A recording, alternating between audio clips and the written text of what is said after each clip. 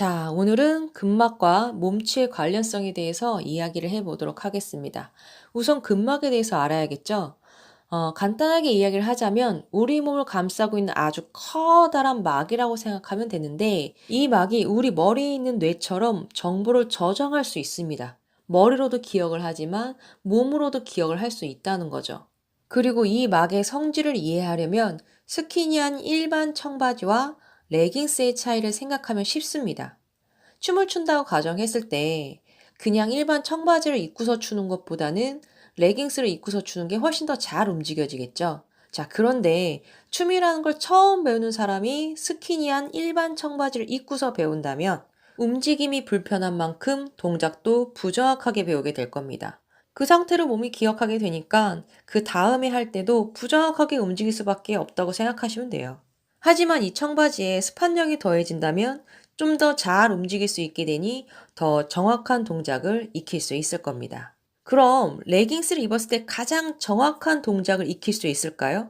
안타깝게도 레깅스는 잘 늘어나는 만큼 잘 늘어지기도 합니다. 그래서 핏감이 떨어지게 되니 살들이 출렁거릴까봐 걱정이 되게 되죠. 이를 근막과 관절에 대입해보면 안정감이 떨어진다는 이야기가 됩니다. 신축성도 중요하지만 핏감도 잘 돼야 더 편안하게 움직일 수 있다는 거죠. 게다가 정보가 저장된다는 건 그 정보를 전달하기도 한다는 이야기입니다. 뇌처럼요.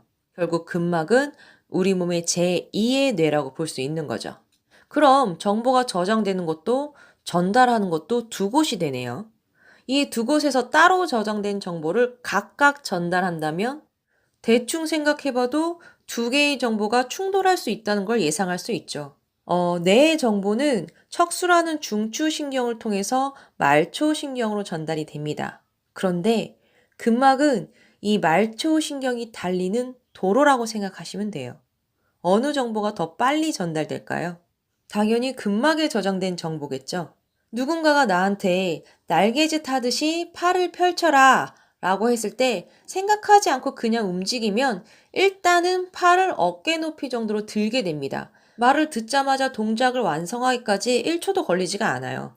하지만 머리로 생각을 하게 되면 날개짓 하는 모습을 떠올린 후에 아, 팔을 높게 들라는 거구나 라는 것을 이해하고 그 정보를 전달하게 되는 거죠. 못해도 1초 이상 걸릴 거예요. 만약 날개짓만 생각하느라고 펼쳐라를 잊어버린다면 움직임도 느린데 동작도 엉뚱하게 하고 있을 수 있겠죠. 자, 여기에다가 일반 청바지는 그냥 비포장 도로고 습한 청바지는 포장이 아주 잘 된 고속도로라고 할 수 있습니다. 근막의 상태에 따라서 정보가 전달되는 속도 차이가 크겠죠. 그럼에도 불구하고 뇌에서부터 전달되는 정보보다는 더 빠르게 도착할 겁니다. 같은 정보가 시간차로 전달이 되게 되면 주춤거리게 될 것이고 두 가지 정보가 거의 비슷하게 도착하게 되면 본능적으로 두 개의 정보 중 하나의 정보를 선택하기 위해서 고민을 하게 돼요. 왜 고민을 하게 될까요?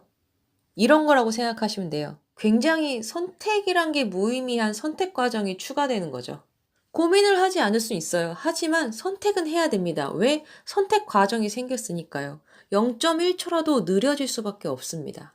자, 심지어 차를 끌고 비포장 도로에 들어설 때 속도도 줄이지 않고 그냥 막 내리 달리게 되면 흙이랑 자갈이 어마무시하게 튀면서 차에 무수한 기스를 남기게 되겠죠. 그리고 그만큼 비포장 도로만 달리던 차는 포장된 도로만 달리던 차보다 훨씬 더 빨리 망가지게 될 거예요.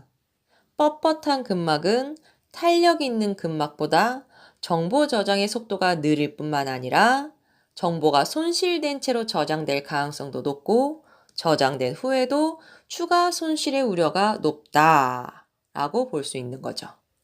최초 저장 시부터 이미 확실한 정보가 아니다 보니까 정보에 대한 이해가 안 되고 이해가 안 되는 만큼 믿음과 확신도 생길 수가 없는 거죠. 그렇다는 것은 근막에 탄력을 만들어주게 되면 좀 더 정확한 정보를 저장할 수 있게 되고 정보의 전달 속도는 워낙에 빨라지다 보니 선택할 필요도 고민할 필요도 없게 된다고 보시면 됩니다. 그래서 몸치는 환경과 의지의 문제라고 생각하시면 돼요.